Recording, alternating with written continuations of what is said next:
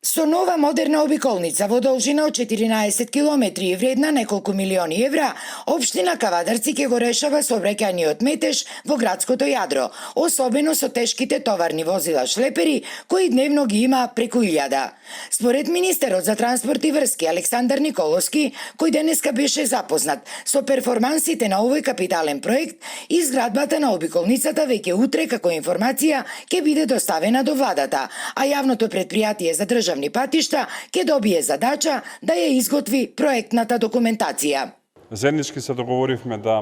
јавното предпријатие за државни патишта пристапи кон проектирање, кое што треба да се заврши во најбрз можен рок, и исто така се договоривме од буџетот на Република Македонија да се определат средства со цел оваа обиколница да се заврши.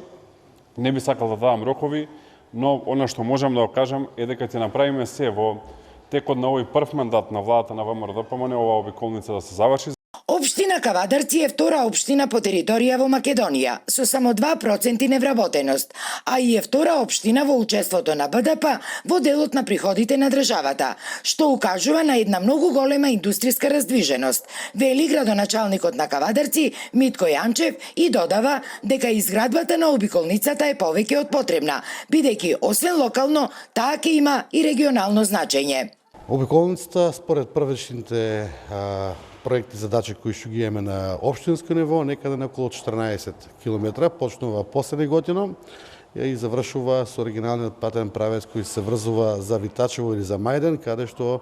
имаме подпишано меморандум со Република Грција и заедно со дотичните министерства за изградба на граничниот премин. Така да оваа обиколница ќе добие и по-оригинално значење и функционалност и за самиот граничен премин. И првиот човек на јавното предпријатие за државни патишта, Коце Трајановски, согласен е дека вакви обиколници час поскоро треба да се изградат околу сите општини. Имаме еден абсурд каде што низ градот поминуваат патишта кои што се регионални, кои се под надлежност на државата. Со правењето на обиколницата, овие регионални патишта